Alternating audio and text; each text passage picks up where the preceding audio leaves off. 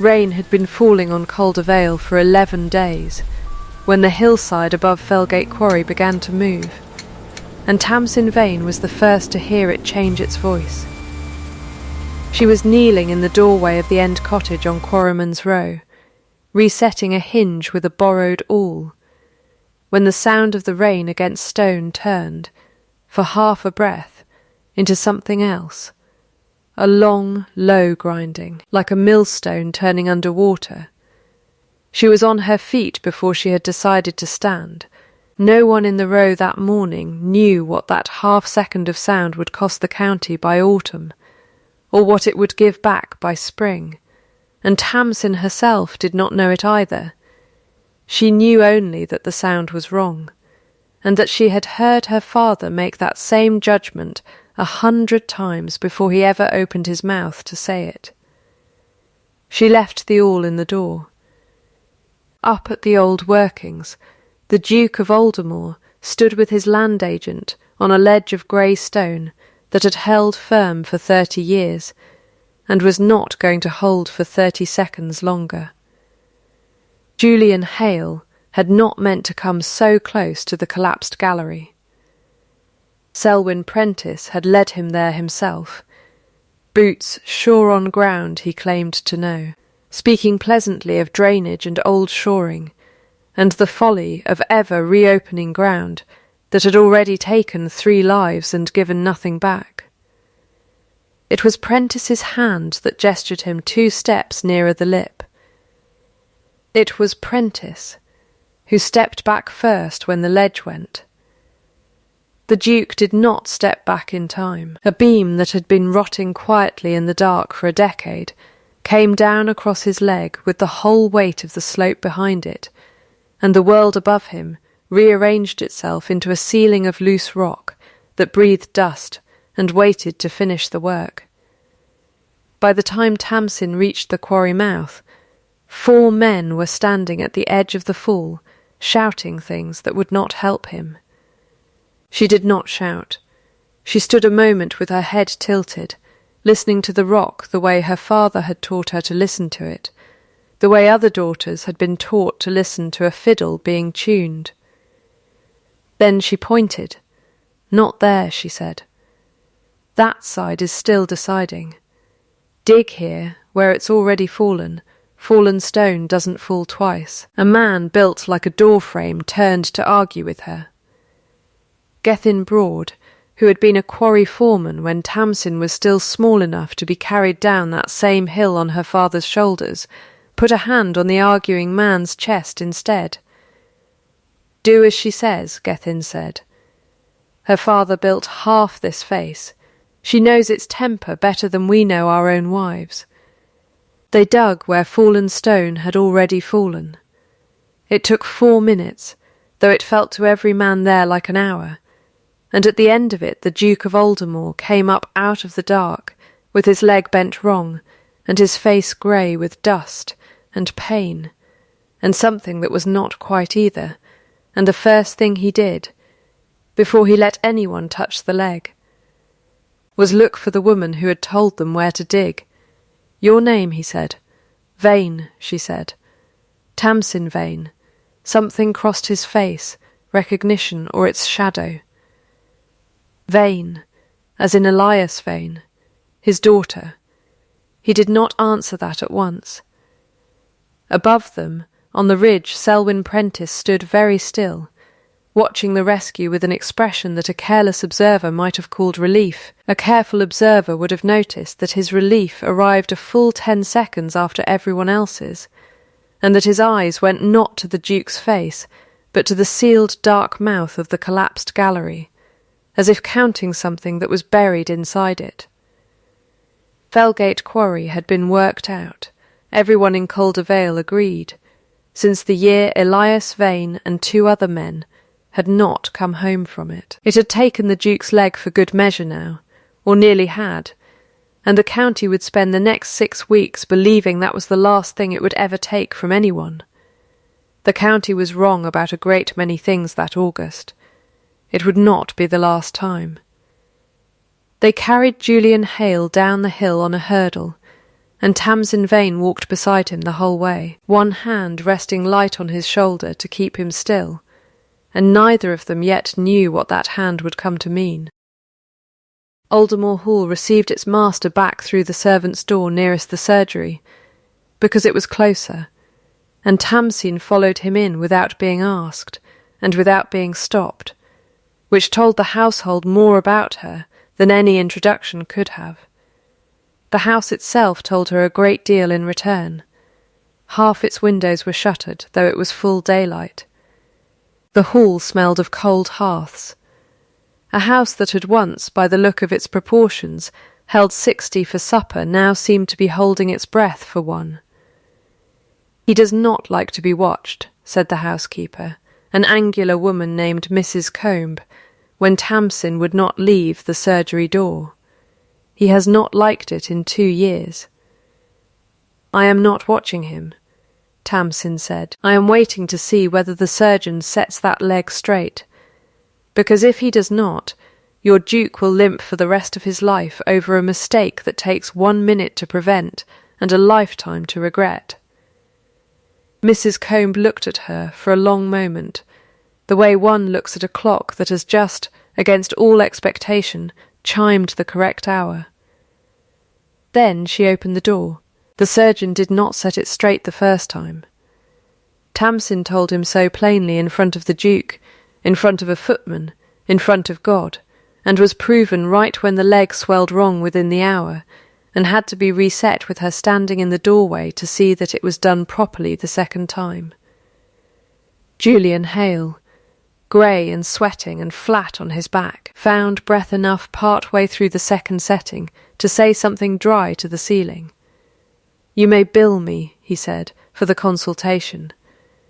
It was the first thing anyone at Aldermore Hall had heard him joke about in 2 years, and Mrs. Combe, standing by with the linens, had to turn away and pretend to be very occupied with a cupboard. He offered Tamsin money the next morning, once he could sit up, and she refused it in the particular tone of a woman who has been offered money before and understands exactly what it is meant to buy.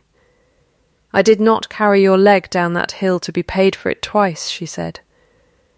"I already have wages owed me from Mrs. Combe for 6 days' mending. I will take those, and no more.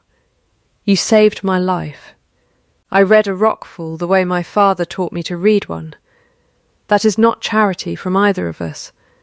I will take my wages, your grace. I will not take your pity."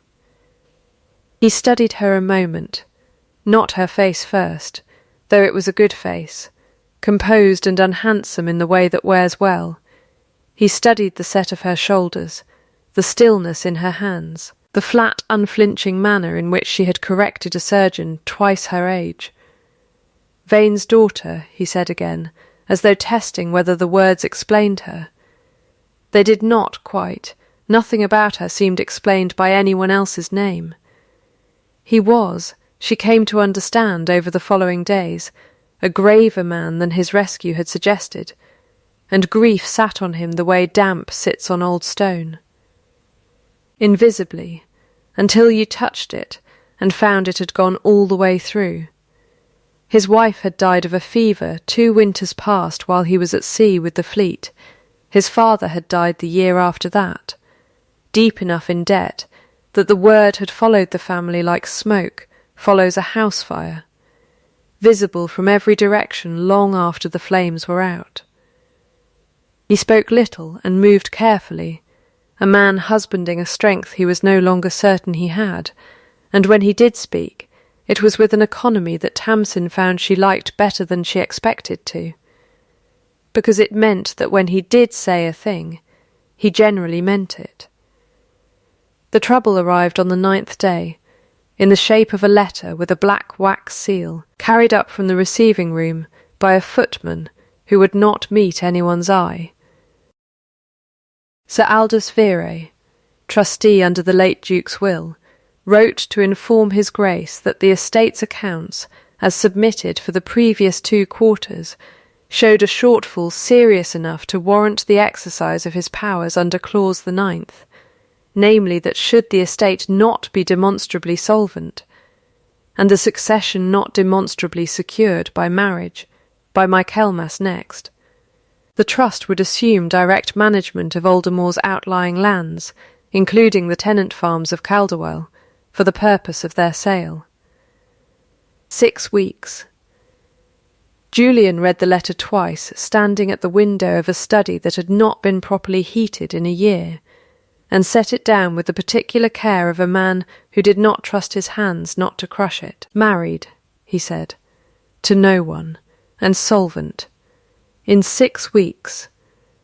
I have neither the leg to stand at an altar, nor the money to pay a roofer, and my cousin has been advising me for a decade that both are quite unnecessary, since the land, in his words, is worth more sold than kept.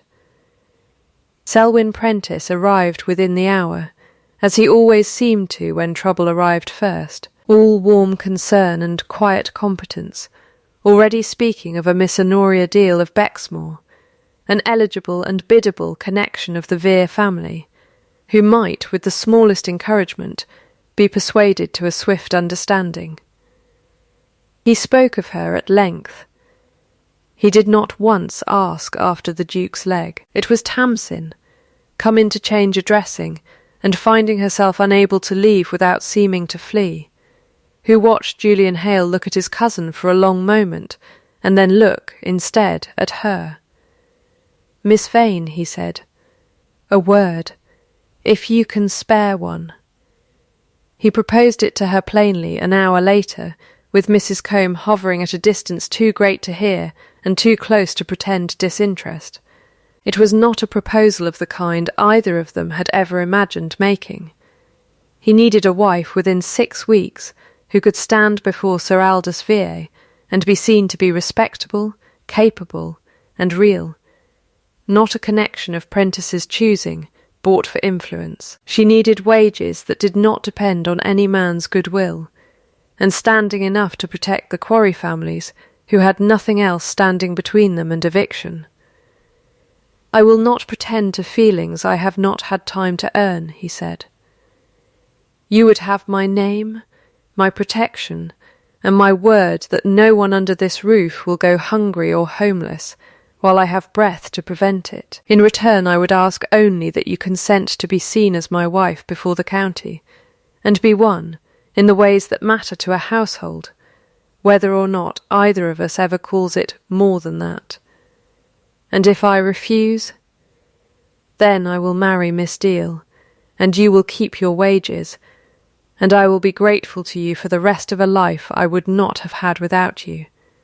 And we need never speak of this again." Tamsin considered him for a long moment, the grey, careful, honest weight of him, a man laying his terms on the table the way a fair employer lays out a contract, with nothing hidden in the fine print.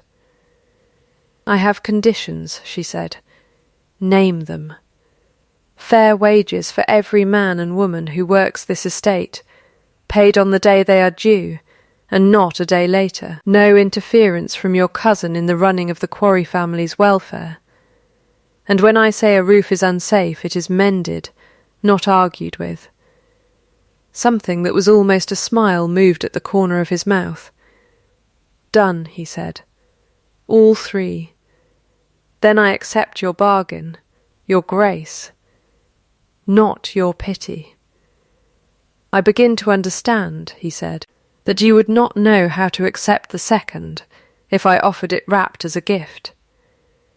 They were married 9 days later in the small stone chapel at Calderwell, with Sir Aldous Vere's letter still folded in the Duke's breast pocket as a kind of second witness, and half the county came to see it, more out of curiosity than goodwill. Selwyn Prentice stood near the back with a smile that did not reach as far up his face as smiles were meant to go, and offered his warmest congratulations to the bride, in a voice pitched exactly loud enough for the row behind him to hear. "A quarryman's daughter, Duchess of Aldermore," he said. "How the county will talk." "Let them," Tamsin said. "Talk costs nothing. I have never yet met a roof mended by it." The county did talk, of course, for the better part of a fortnight, in kitchens and tap rooms and over the low stone walls that divided one worked field from the next. They talked about the wedding, and they talked about the leg that had not quite healed straight, despite 2 settings. And, because it was harvest season, and the talk needed somewhere to go once the wedding itself had been exhausted, they talked about the roofs. It had been a wet summer, wet enough that half of Calderwell's cottages were showing water stains on their ceilings by the 2nd week of September, and stone that had held for 2 generations under the last honest roofer the estate had employed was letting the rain straight through under the current one. A contractor named Figgis, who came recommended, as it happened, by Selwyn Prentice, and whose slate Tamsin discovered within her first week of walking the Tennant Rows, split along its grain if you so much as breathed on it hard. She discovered this in front of witnesses, which was the only way discoveries of that kind were ever worth making. "Fetch me a hammer," she told a boy outside the widow Hallett's cottage, where 3 slates had come down in the last storm alone, "and stand well back." She struck the ridge slate once, cleanly, at an angle her father had shown her before she was old enough to lift the hammer herself, and it came apart in her hand like a biscuit left out in rain. "That is not roofing stone," she said, to the small crowd that had gathered, as crowds in a small county always gather for anything free to watch. "That is quarry rubbish sold at roofing prices. Whoever supplied this either does not know good slate from bad, or knew exactly what he was doing and sold it anyway. And which is it, Duchess?" Called someone from the back, not unkindly. The county had already begun, cautiously, to enjoy her. "I have not yet decided," Tamsin said. "But I intend to find out." She re-roofed the widow Hallett's cottage herself that afternoon, with 2 borrowed men and slate carted in from a neighbouring parish at her own expense, working 3 courses before the light failed, laying each piece with the particular economy of motion that comes only from having watched someone do the same work 10,000 times as a child, and having done it herself 1,000 times since. By dusk the crowd that had gathered to see a duchess make a fool of herself had gone home instead to tell their neighbours that she had not. Selwyn Prentice heard of it before supper, and arrived at Aldermore Hall with his warmth turned up 1 degree too loud. "Splendid, splendid," he said, taking both her hands in his before she could withdraw them. "The county is charmed, though I must say, Duchess, if it is stone you're after in quantity, you'd do better looking further afield than Figgis's supply. Felgate, sadly, is quite worked out, surveyed thoroughly, years back, nothing left worth the digging. My father always said so, and I have found no reason to doubt him. I have heard that said," Tamsin said, "since I was 12 years old. Then you'll know it's true." "I know it's been said," she said, mildly. "Those are not always the same thing." He laughed, a touch too readily, and changed the subject to the weather, and it was only later that night, unable to sleep, going through the estate ledgers Julian had asked her to help him understand, that she found the entry that would not leave her alone.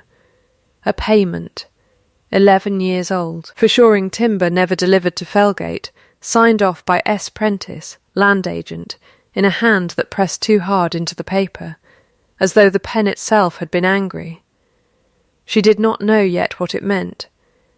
She copied the date into a corner of her mind and set it aside, the way her father had taught her to set aside a stone that rang wrong under the hammer, not thrown away.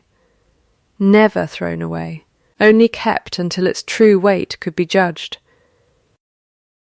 Autumn came down over Calder Vale in earnest through the last week of September, stripping the beeches along the drive and turning the Tennant Rows to mud, and Julian Hale, leg healing crooked but healing, began, for the first time in 2 years, to leave the house before noon. He walked the rows with her most mornings now, not because his agent required it of him, but because he had begun, without quite admitting it, to want to see what she saw. He was a quiet study. Watching her work, he carried stone when she let him, badly at first and then less badly, and the tenants who had once bowed to him from a careful distance began instead to hand him things. A hod, a bucket, a crying infant, once, memorably, while its mother fetched water, as though he had finally become a man it was possible to hand things to. It was Gethin Broad who told Tamsin, one wet afternoon in the Quarry Face cottage where he had lived alone since his wife died, the thing no one else had thought to tell her. "Your father did not fall because the rock was bad," Gethin said, turning a chipped mug slowly in his hands. "The rock was never bad at Fellgate. He fell because the shoring on the west gallery had gone rotten 2 winters running, and the timber that should have replaced it was never bought. Prentice managed the budget in those days, young as he was. He said the ground was too poor to be worth the expense. 3 men believed him. Your father was one of them." Tamsin sat very still. "You're telling me the timber was paid for. I'm telling you I loaded a wagon myself that was meant to carry it up. And it never came. Ask anyone who worked at Face what became of that money and you'll get 3 different answers, and every one of them will be a guess, because nobody but Prentice ever saw where it went." She said nothing for a long moment, and when she spoke her voice was steadier than she felt. "My father used to say that money always leaves footprints, even when the feet that carried it are careful. He taught me to read stone. Perhaps it's time I learned to read a ledger too, that week, going through her own few inherited belongings, a shawl, a set of chisels, a small tin box she had never had the heart to open. She found her father's notebook, where it had sat untouched for 12 years, its leather cover soft with damp, his initials pressed into the corner in his own careful hand. She had told herself for a decade that she would read it when she was ready. She had never quite believed she would be. That night, with Julian asleep 2 rooms away and the house settled into its habitual silence, she was ready. The notebook was not a diary. It was a quarryman's working record, depths, seams, hammer notes on the ring and cleavage of a dozen faces, precise as any account book and in its way twice as honest, because Elias Vane had never had a reason to lie to himself. She read for an hour before she found the page that stopped her breath, a survey, dated 11 days before his fall, of the western gallery at Fellgate, with a line of stone marked and underscored twice in his own hand.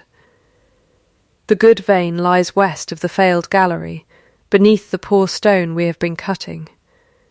I have told SP, 3 times the shoring must be renewed before we go deeper. He says the ground is not worth it. I believe he is wrong about the ground, and I begin to fear he knows he is wrong, and does not care. If anything comes of this, tell them not to give up the hill. The stone is there. I have never once been wrong about stone." She sat with the book open on her lap for a long while, the candle burning low, and when she finally closed it, her hands were entirely steady, in the particular way hands go steady when a person has decided something and will not now be argued out of it.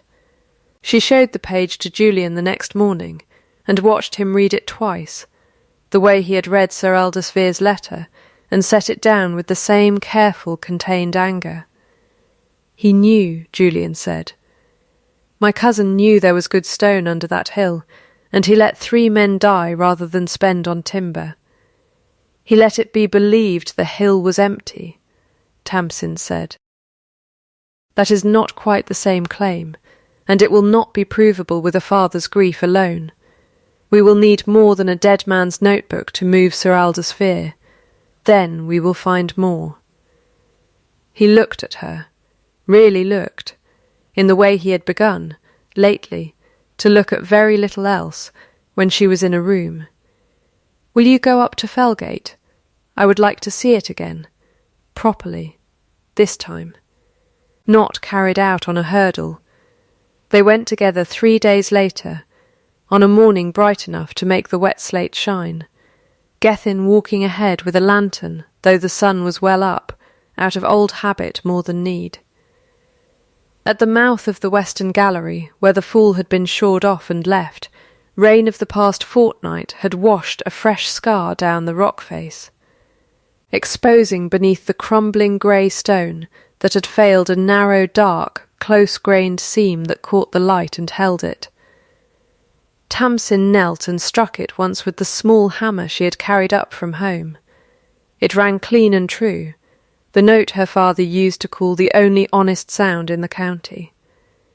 That, she said, is roofing stone that will outlast this house. Gethin, standing behind her, let out a laugh so sudden and unguarded that even Julian, leaning on his stick, began to laugh too. The first time, Mrs. Combe would later say, that anyone had heard the sound come out of him in 2 years, and it startled a pair of jackdaws off the ridge above them, which struck Gethin as so foolish a thing to be startled by that he laughed again. And this time Tamsin laughed with him, and for a moment the ruined quarry that had taken her father sounded, for the first time in 12 years, like a place where something good was about to happen. On the ridge above the western gallery, unseen by any of the three of them, Selwyn Prentice stood very still, watching the small bright figure of the new Duchess Neil at the exact seam his own economy had spent 12 years trying to keep buried, and understood, with the particular clarity of a man watching his own ruin arrive on schedule, that Felgate could not be allowed to stay open. Not now. Not with her reading it. He turned and went back down the far side of the hill without being seen, already composing, in the careful legal hand he had practised since his father's time, a document that did not yet exist. The deed was cut on a Tuesday, in the small dry office Julian kept off the library, with Sir Aldous Fear's own clerk sent up from Bexmore to witness it at Julian's insistence, so that no one afterward could claim the gift had been made in secret or in doubt. It is the one parcel of land on this estate the trust cannot touch, Julian said, signing his name below the description of Felgate Quarry, its bounds, and its worthlessness as recorded, 12 years running, in every survey the estate had ever filed. By the trust's own books, it is worth nothing at all. I can think of no better pin money to give a wife who has already refused every other gift I've offered her. You are giving me a hole in a hill, Tamsin said, though there was warmth under the dryness now, warmth that had not been there in September. I am giving you the one thing in Calder Vale that no one else believes is worth having, he said. I have found that to be a poor guide to what a thing is actually worth. She signed beneath him, and the clerk sealed it, and word of the gift went round the county within the week, as a piece of gentle, self-deprecating comedy. The Duke had given his new Duchess a worked-out quarry for pin money, said with a laugh in every kitchen from Calderwell to Bexmore, and nobody laughing knew that within a fortnight the joke would be feeding half the roofs in the Vale. Tamsin began work at Felgate the following Monday, with 6 men, Gethin at their head, funded out of her own wages and the goodwill of families who owed her a mended roof, and were glad to lend a day's labour in return. They cleared the fallen gallery first, shored it properly this time. Timber bought and paid for, and delivered in full view of anyone who cared to watch the waggon arrive, and by the 2nd week they had opened 3 yards of the true vein her father had marked, clean grey stone that split under the hammer in long even courses, exactly as his notebook had promised it would. The rain that had plagued the county all summer had not finished with it yet. It came down hardest on the night of the 18th, a storm that stripped the last leaves from the beeches in an hour and sent water pouring down every gully on the hill above Felgate. Tamsin was there past dark, checking the new shoring against the storm, with a lantern in one hand, when a section of loosened scree above the western gallery let go all at once, and a young worker named Davy, sent up to secure a tarpaulin, was caught at the knee by the edge of the slide and pinned, screaming, in water rising fast around him. It was Gethin, this time, who froze, old enough to remember exactly what a slide at Felgate could cost, too old for one terrible moment to move. It was Tamsin who went in, reading the settling stone the way she had read it above the Duke's trapped leg 2 months before, calling out where to brace and where not to touch. And it was Tamsin who came out of the water half an hour later with Davy alive, his knee badly wrenched, but his life entirely intact, while the rest of the crew stood soaked and shaking on the bank. It should have been, and very nearly was, a story about her courage. Selwyn Prentice made sure, within 2 days, that it became a story about her recklessness instead. A boy nearly finished, in a shaft the estate's own surveys have called unsafe for a decade, he told Sir Aldous Vere, who had come up from Bexmore early, drawn by rumour of the accident, 3 days before he was due for the Michaelmas audit in any case. "I raise it only because I am bound by duty to raise it, sir. The Duchess means well. I have never doubted her good heart. But good hearts have buried men before now, and I would be failing this family if I did not say so plainly." Sir Aldous, a dry, careful man who had not yet formed a settled opinion of the new Duchess, and did not care for forming opinions in haste, said only that he would see the quarry, and the deed, and the ledgers, for himself at Michaelmas in 6 days' time, and that until then he would thank Mr. Prentice to produce whatever evidence he had of the quarry's prior standing, since he understood there was some question of an earlier claim to its mineral rights.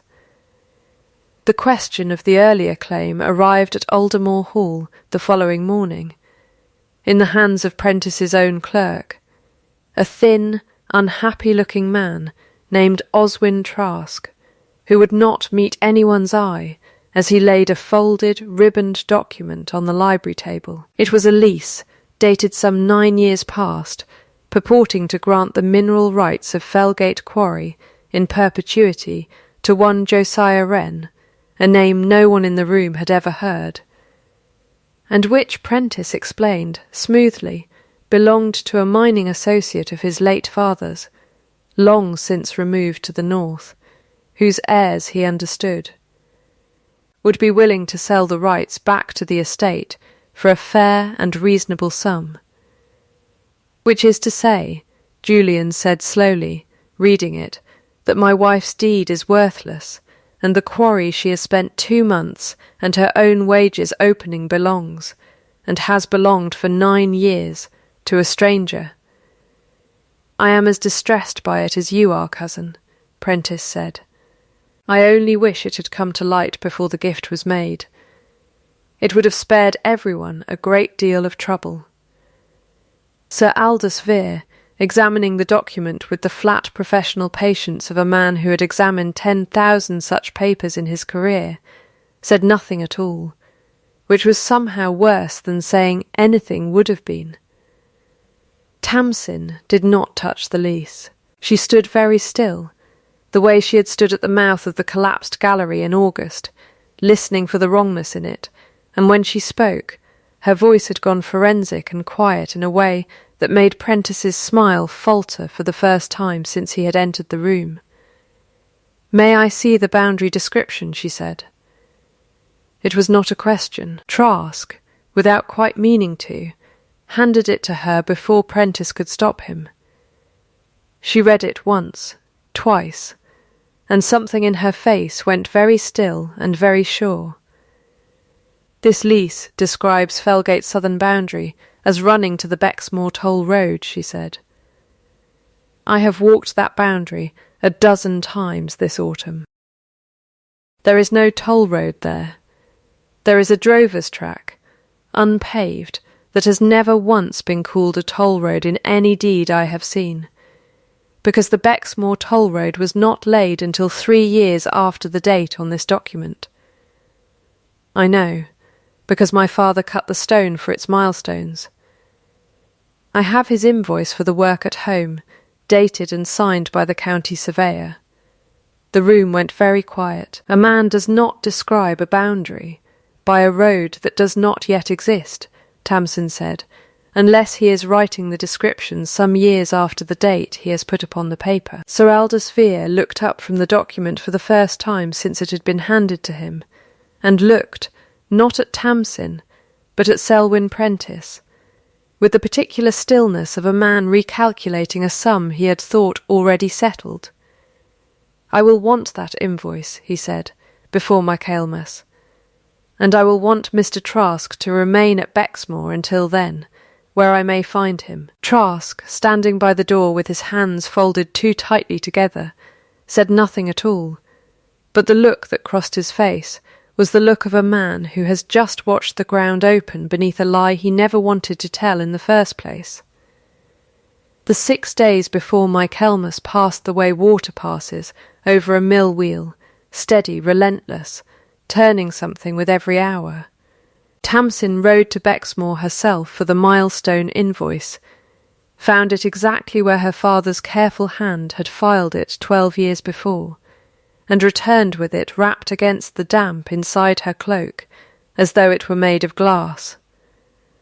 Gethin Broad, once he understood what was being asked of him, needed no persuading at all. He sat with Sir Aldous' own clerk for the better part of an afternoon, and gave in plain unhurried words an account of the shoring timber that had never arrived at Felgate, the waggon he had loaded himself, the budget Prentice had managed, and the men who had died believing the ground beneath them was simply too poor to be worth saving. "I have carried that afternoon for 12 years, Gethin told Tamsin afterward, "and I will tell you truly, Duchess, it is a lighter thing to carry once it is spoken aloud." Oswin Trask cracked before Michaelmas ever arrived. It was Peg, the young kitchen maid who had taken to Tamsin from her first week at Aldermore Hall, and who had a cousin working as a groom at Bexmore, who first learned that Trask had not slept in 3 nights, and had twice been seen weeping at the stable wall. It was Tamsin herself who rode out to find him, and sat with him in the cold Bexmore stable for the better part of an hour, saying almost nothing, until he told her, in a rush that seemed to cost him everything he had left, that he had drawn the lease himself 8 months before. At Prentice's direction, backdated and sealed with old wax, scraped from a genuine document of the right year, because Prentice had promised him a share of the quarry's future income, and because he had, God forgive him, needed the money too badly to ask what the promise was truly worth. "He will ruin you for telling me this," Tamsin said. "He has already ruined me," Trask said. "I would rather be ruined honest than ruined the other way." The Dowager Duchess Cecily Hale arrived at Aldermore 2 days before Michaelmas, summoned by her grandson for the audit as family tradition required, and made her opinion of the new Duchess plain within the hour of her arrival, cool, watchful, entirely unconvinced. "A quarryman's daughter," she said, over a supper Tamsin had planned with more care than she let show, given the family's one remaining valuable asset for pin money, while a boy nearly finished in her care, and a stranger's lease calls the whole gift into question. "Forgive me if I withhold my congratulations, Julian, until I have seen a great deal more evidence than a fond husband's word." "You will have it," Julian said on Thursday. "All of it. The old woman studied Tamsin down the length of the table with eyes that missed very little.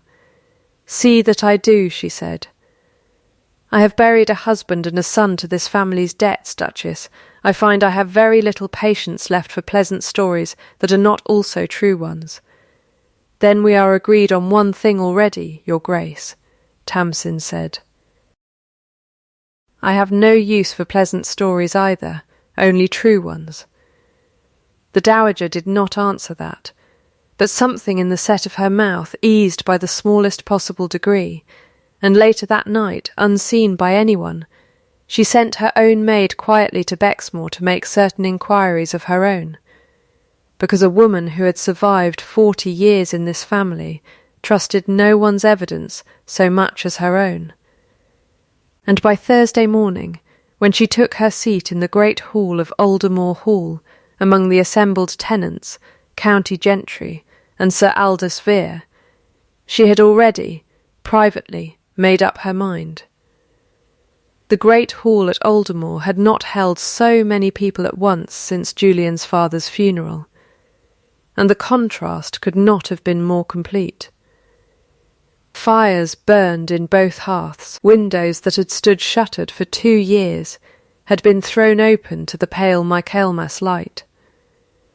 Tenants from every row in Calderwell stood at the back beside county families, who would not, a year before, have acknowledged them in the road, and the whole room hummed with the particular electric quiet of people who know something is about to be decided, and do not yet know which way. Sir Aldous Vere sat at the long table with the ledgers before him, the disputed lease at his right hand and Elias Vane's notebook, sent up that morning by Tamsin herself, at his left. Selwyn Prentice spoke first, and spoke well, as he always did, of a family estate mismanaged by grief and absence, of a marriage made in haste to a woman of undeniable competence, but questionable judgment, of a boy nearly finished in an unsafe shaft, of a lease, however awkwardly worded, that predated any claim the new Duchess might make to Felgate's stone. He spoke for perhaps 6 minutes, warmly, reasonably, a man clearly and only ever acting in his family's best interest, and when he finished, a good portion of the room believed him, because he had always been the most reasonable-sounding man in any room he entered. Tamsin rose when he had finished, and did not raise her voice. "I will not answer Mr. Prentice's account of my judgment," she said. "I will answer only the lease, since that is the matter Sir Aldous has come to settle." She laid the milestone invoice on the table beside the disputed document. This lease describes Felgate's southern boundary as the Bexmore Toll Road. Here is the county surveyor's own invoice, in my father's hand, for the stone cut to build that road's milestones, dated 3 years after the date written on Mr. Prentice's lease. A boundary cannot be drawn by a road not yet built. I would ask Sir Aldous to examine both documents and tell this room which is older. Sir Aldous examined them for a long, silent minute, the whole hall holding its breath around him, and then looked up, not at Tamsin, but at the Dowager Duchess Cecily, seated at his right, who had, unasked, produced from her own reticule a second copy of the same county road survey, obtained from the Bexmore clerk's office 2 days before. "I confirm it," the Dowager said, in a voice that carried to the back of the hall without ever rising. The Bexmore Toll Road was surveyed in the spring of the year this lease claims to have been sealed 3 years before it existed. I have seen enough forged accounts in this family's history to know one when it is placed in front of me, sir, and I tell you plainly, this is one. The room turned.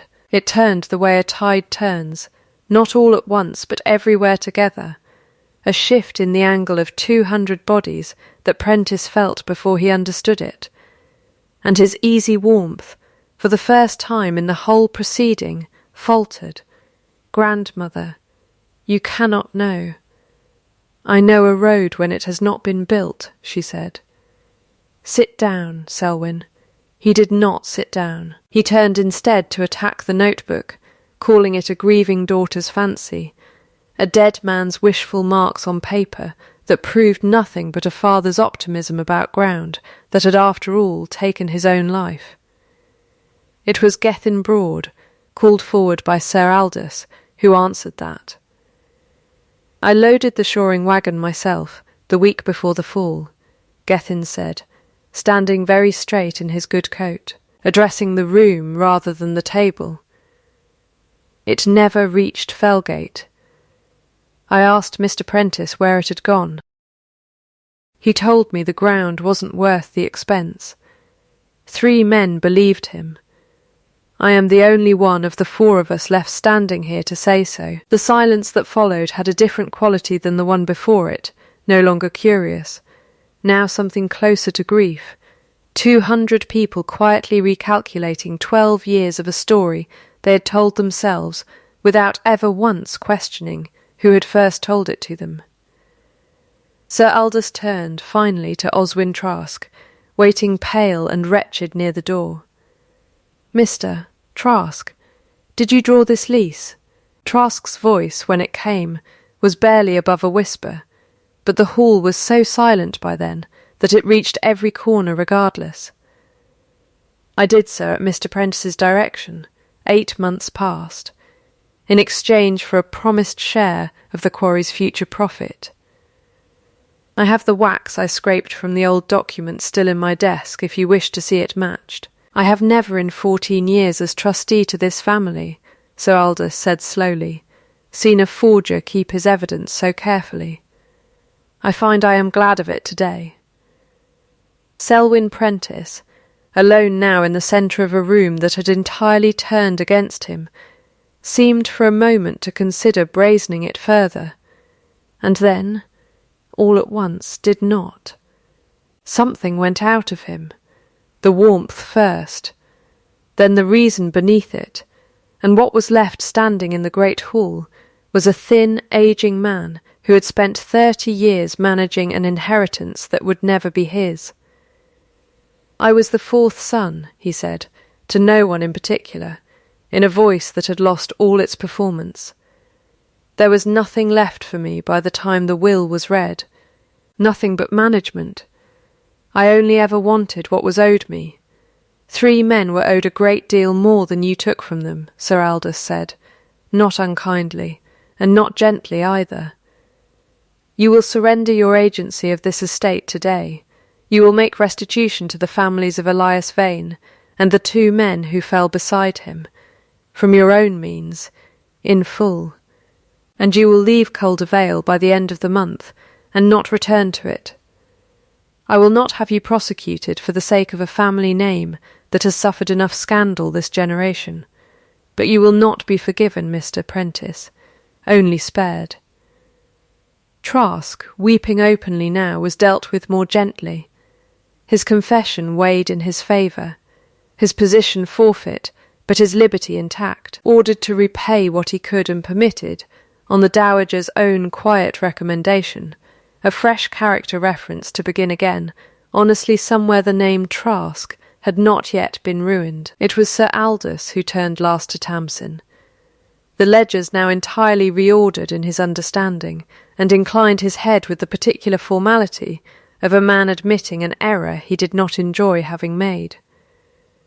"Duchess," he said, "I believe I owe you an apology, and this county owes your father a debt it has carried unpaid for 12 years. I intend to see both settled. Sir Aldous Vere settled the estate's accounts before he left Aldermore that same week, and found them, once Prentice's decade of careful subtraction was untangled from the ledgers, in better order than any Aldermore audit in 30 years. The shortfall that had triggered his letter in August, revealed as Prentice's own doing, siphoned quietly through inflated repair contracts and a supplier named Figgis, who did not survive his own accounting once it was examined. "The Trust's powers under Clause the 9th, Sir Aldous said, signing the closing document at the same library table where the false lease had first been laid, are discharged in full. The estate is solvent, the marriage stands, and stood, I think, on rather firmer ground than my letter gave it credit for. It was the dowager who raised the matter of what was owed, not to the trust, but to Tamsin herself. "A quarry given for pin money is a joke, Julian," she said, "and I begin to think you know it. A duchy does not thrive on jokes. Give the woman something that names what she has actually done." Julian did not need persuading. Before the assembled tenants of Calderwell, 2 days later, on ground still faintly scarred by the fall that had first brought her running up the hill in August, he named Tamsin Vane, Duchess of Aldermore, warden of the duchy's quarries and works, with full authority over the estate's stone, its wages and its safety, in perpetuity an office, Sir Aldous noted dryly for the record, that no duchess in England presently held, and one he saw no reason whatsoever to deny her. He gave her, too, a smaller thing, that mattered a great deal more, her father's mallet, the head badly worn, which Gethin had kept wrapped in oilcloth in his own cottage, for 12 years against the day someone might want it, now fitted with a new handle of seasoned ash, and a small brass plate reading "Only E. Vane, Master." "I cannot give you back the years you lost him," Julian said, placing it in her hands. "I can only make certain no one in this county forgets what he knew, and what he gave you." That evening, in the library where 6 days before a forged lease had nearly undone them both, he told her plainly what he had not let himself say, while the outcome of Michaelmas was still in doubt. "I asked you to marry me for a contract's sake," he said. "I would ask you to stay now, for no reason but that I wish it. Not gratitude, not rescue. I have watched you save my life twice, and a boy's life once, and an old man's name after 12 years in the ground, and none of that is why I want you to stay. Stay because you wish it, Tamsin, no other reason will hold, and I find I do not want a wife who needs one. I have never once done anything for a reason that wouldn't hold," she said. "I am not about to start with this." It was, by the standards of a courtship that had begun with a rockfall and a set of contractual terms, an entirely undramatic exchange, conducted with her father's mallet still resting on the table between them, and a fire burning properly in a hearth that had stood cold for 2 years. He took her hand. She let him. Neither of them said anything further that needed saying, and outside the window the first frost of the year silvered the drive, and somewhere up on the hill, Fellgate Quarry stood open and waiting for spring. Winter passed over Calder Vale the way it always did, slow at the start of it, and quick at the end, and Fellgate Quarry did not rest through a single week of it. Gethin Broad, made quarrymaster in full now, kept 8 men and, by February, 3 women cutting stone through every dry spell the season allowed, and the good vein Elias Vane had marked in his own careful hand ran deeper and truer than even he had promised, yard after yard of close-grained slate that split clean under the hammer and did not fail. By the time the frost broke, the wagons had begun to move, first to Calderwell, whose every damaged roof was made whole before the last snow melted from the ridges, then further out into the vale, to Bexmore and beyond, as word spread of stone that held. Tamsin priced it fairly, paid her crews before any wage was a day late, as she had promised on the morning she agreed to marry a man she barely knew. And by the time the hawthorn came into bloom along the Calderwell road, Fellgate slate sat on roofs in 11 parishes, and the men who cut it were paid better than any quarryman in the county, had been paid in living memory. Oswin Trask wrote once, from a parish 40 miles north, to say he had found honest clerking work and meant to keep it that way, Tamsin read the letter aloud to Julian over breakfast, and neither of them begrudged him the fresh start. Selwyn Prentice was not heard from again in Calder Vale, though it was said, distantly and without much interest from anyone who had known him, that he had taken a small post managing accounts for a coal concern in the north, and managed them, this time, honestly for want of anyone left willing to trust him with more. The Dowager Duchess Cecily came to spend her Christmases at Aldermore from that year onward, and was heard more than once to boast of her granddaughter in Law's Quarry to visitors who had not asked. Peg was made housekeeper's assistant that spring, with wages of her own for the first time in her life, and was seen by more than one witness to cry a little at the news before laughing at herself for it. Gethin Broad never remarried, but he taught 6 apprentices that year to read stone the way Elias Vane had taught him, and told them, more than once, that a good hammer-stroke was the only honest sound in the county, which was a thing his old friend used to say, and which he had never once found reason to doubt.